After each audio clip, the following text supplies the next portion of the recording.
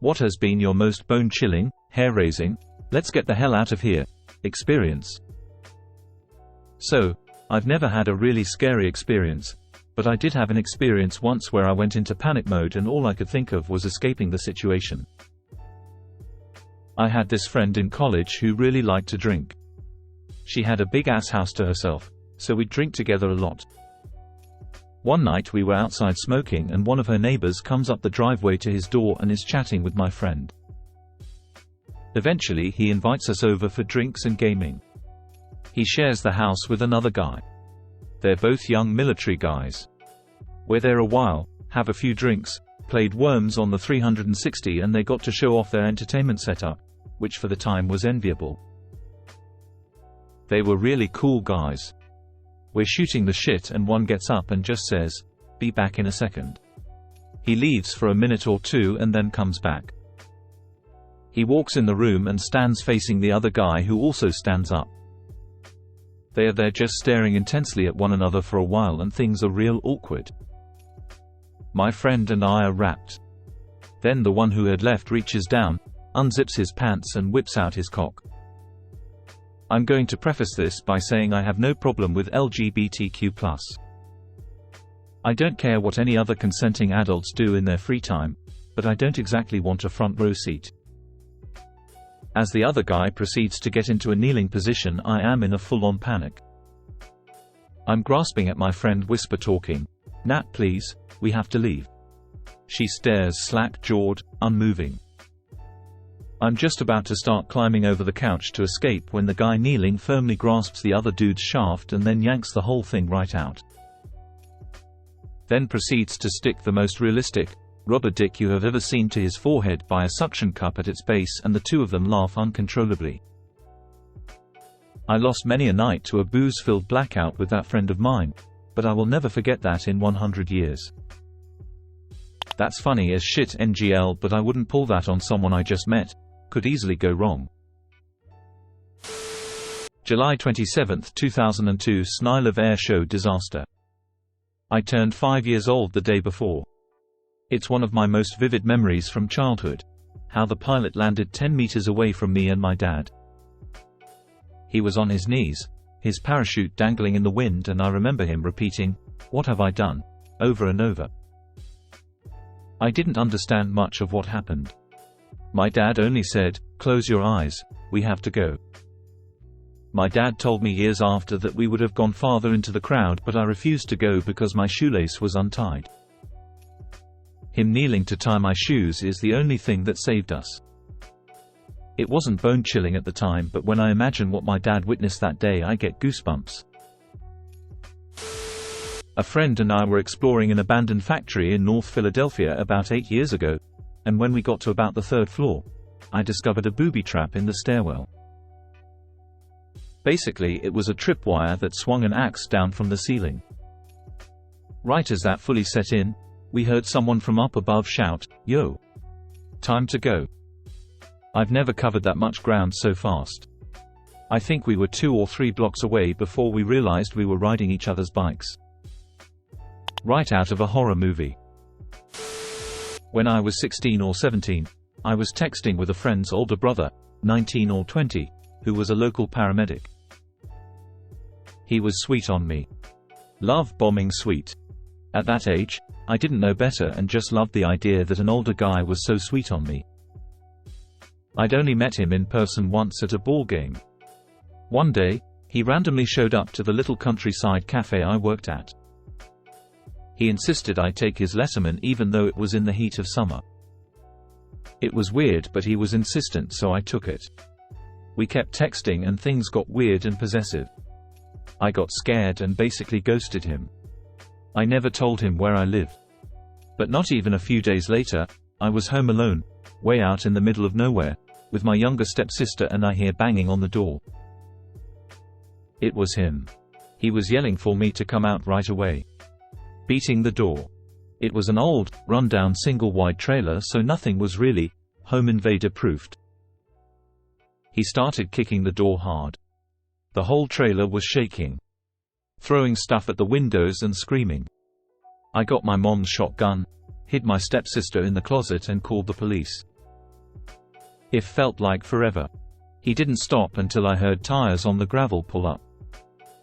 A cop came inside and said he claimed I stole his Letterman and class ring and was just there to get his stuff back. The ring was in the jacket pocket, but I didn't know. I gave it to the cop and I don't know what happened to him, but needless to say there was not future contact. I still don't know how he learned where I lived. Around 7 years ago I found myself unexpectedly unemployed. I wasn't a truck driver, but I did have a CDL, so was able to get a local job hauling water in a tanker truck from the well to the bottling plant. There were 2 wells in 2 different locations we would go to, one being far more remote and isolated than the other. I rode with one of the guys for a couple days to get training on the procedures. While riding with this guy, he casually mentions that the area the well is in is on land that has a curse and is haunted by some witch. I politely listen and smile and figure he is fucking with the new guy. Well, they typically put the new guys on the longer run in the isolated area, and that's what I ended up doing. I typically went during the day, and it was a beautiful forested area with lots of wildlife, pretty enjoyable even though it was isolated.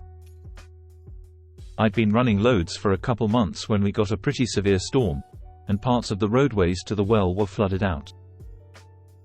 I didn't run for a couple days, then dispatch called and asked if I wanted to do a night run. I was ready to get back to work and needed the money, so I said sure. As I made my way to the well, the going was quite slow. In the truck I could get through it, but there were still some spots with some pretty deep water. At a certain point the paved road ended and there was about a 5-mile stretch on dirt road that had a few washouts, some tree limbs laying around, but I finally reached the well. One thing to note is that typically there were a couple trucks at the well, due to a large number of trucks and drivers scheduled to consistently rotate through. But because of the storm, many of the drivers had elected to stay home. So I get there, go in the pump house, do my testing and start filling up the tanker. I do my paperwork as it's filling, everything totally normal. When it's done filling, I crawl up on top to lock everything down. It's when I'm on top of the tanker that my truck and tanker lights all go out, and I'm on top of this thing in basically pitch black night. There is a light in the pump house, and when the door is open it gives off a good illumination around the truck. But simultaneously with the lights of my truck mysteriously going out, there is a gust of wind that slams the pump house door shut. As I'm sitting on top of the tanker wondering what the hell just happened, I swear I heard distant, cackling laughter. The hair on the back of my neck literally stood up. I'd always wondered what the hell that meant, but now I knew. I grabbed my cell phone and turned on the flashlight, making it down the side of the tanker in record time. I ran to the cab and tried to get the lights on, but no go. There was no way I could drive it with no lights, and cell phones didn't get service at the well, so I was stuck waiting for the next driver to arrive. I'm not ashamed to say that I locked myself in the pump house for the next hour and a half while I waited. There were at least 2 more times when I could swear I heard laughter, and one time where it sounded like something was scratching against the old wooden door. I have never been so happy to see another person as when I heard that truck pulling up. Ice fishing on a far north lake, not a big lake, but known for good fishing. We fished a while, got nothing, then, a large loud crack and the ice split from one side of the lake to the other. Get to shore ASAP. One side of the now 2 different giant slabs of ice began to sink an inch or so under the other half. Water started running out onto the top of the ice. Get to shore, gently, ASAP, I yelled to my buddy. By the time we got to shore, the one slab of ice was beginning to break up, the other close behind. The ice practically self-destructed itself. We made it to solid ground, and lived to fish another day. Did you see a squirrel carrying an acorn anywhere nearby? We were tearing down an old outbuilding office on my in-laws' farm. We wanted to save as much of the lumber as we could to reuse in a chicken coop. So, we pulled a large piece of plywood off one of the walls and the insulation was crawling with hundreds of snakes. Said snakes immediately started exiting the wall towards us in a writhing horde. There are rattlesnakes on the property, we've seen them. I have never in my life knocked like I knocked at that moment. I pretty much teleported into the back of my Phil's pickup. One minute I standing in the way of hundreds of agitated snakes, the next I'm considering if I can fit through the little rear window of a Ford F-150. When I was 8 or 9 years old, a guy pulled up and called me over to his car. He pulled out a map and asked me if I could hop in the car and give him some directions. My mom had put the fear of being abducted, raped, murdered into me early, so I screamed at the guy and he took off real fast. I ran inside and told my mom ASAP. Still fucking scary. Glad she was smart enough to instill us with stranger danger. I was probably gonna be a missing child if I had in any way gotten close enough for him to get a hand on. Once went urbexing in a storm drain on a nice summer's day. We only intended to explore the first couple of 100 feet but kept going. After a while we could hear lots of water echoing in the distance, and I noticed the water level was a little higher with a bit more flow. My mate tried to convince me it was just a diverted river. I weren't having it though and made us head back pronto. Stupid us didn't count on a freak rainstorm and managed to get out just as it got torrential. At a few points weren't sure if we were gonna make it. Absolutely terrifying. There was a supposed haunted house that a bunch of us in high school would go to occasionally. It was about 1 or 2 miles down a gravel road on what used to be a farm. There were 2 ways to get there, going down the gravel road of a main road, or a long meandering path to a dead-end road in a neighborhood that backed up to the farm. One time we had a large group of people going out there and we chose to use the longer path, so there was more parking for the probably 6 cars worth of people going. My best friend had his foot in a walking boot due to an injury, forget what. Anyway, we did our using screwing around and we're leaving. Everyone else left relatively quick, but I chose to hang with my friend who was moving much slower. About halfway back we looked over to our right, and about 20 to 30 yards away in the field were 4 guys, all with what looked like rifles or shotguns, just standing in the field. It was a bright moon and we could see them clearly. We both stopped and crouched down. What the hell? We picked up over the high grass and they were just standing there, point the guns towards us. We just fucking ran. My friend suddenly was able to run so incredibly fast with that boot. It was so freaky. When we caught up to everyone, they said they hadn't seen a thing. Still not sure what the hell was going on. Violated a lease at the apartment I was staying in some years ago. Because one of my roommates, huge druggie, which didn't technically bother me, he usually kept his shit to himself, brought a friend in. I overheard this friend talking about they needed to do certain things to someone who did something to them. They were not nice things. The word kill was in there a few times. I suspected gang involvement, so I called the apartment and said, "I'm paying you whatever I need to pay you to leave today." "No, I'm not giving a reason, but I'm leaving now." And left. No fucking way I'm staying there. I used to be a Jehovah's Witness as a kid. That thing where they go around knocking on doors to preach to you. I was doing that with my mom and a few others. We walked up this slanted driveway with trees around each side. They couldn't see my mom and I from the street in the car. We knocked on the door. Everything very normal. The man answered the door. Still seems normal. Except this time I got hit by something I couldn't see. My ears started ringing and buzzing like crazy. It felt like a helmet had been put on. My body was screaming at me to leave. The man listened to my mom's intro, then said he was interested in hearing more, and invited us in like some do.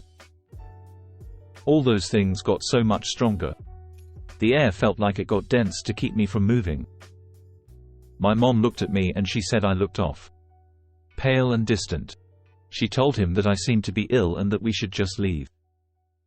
As soon as we stepped onto the ground in view of the car, I was completely fine. My mom decided to take me home anyway. We lived 2 blocks away, luckily. Few days later we read in the paper about how that man was arrested for rape and murder of a few women. I think one of them was as young as 16.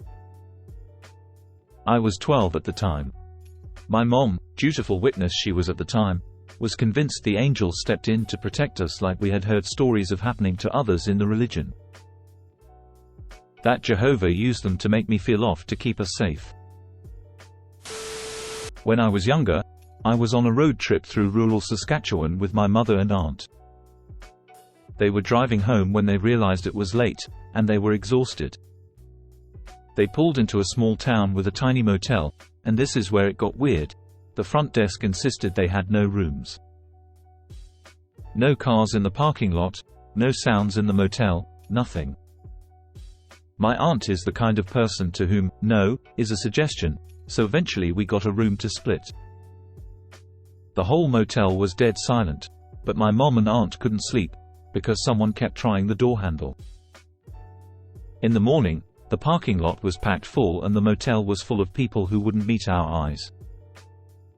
No fucking idea what was going on, but we took off as early as possible.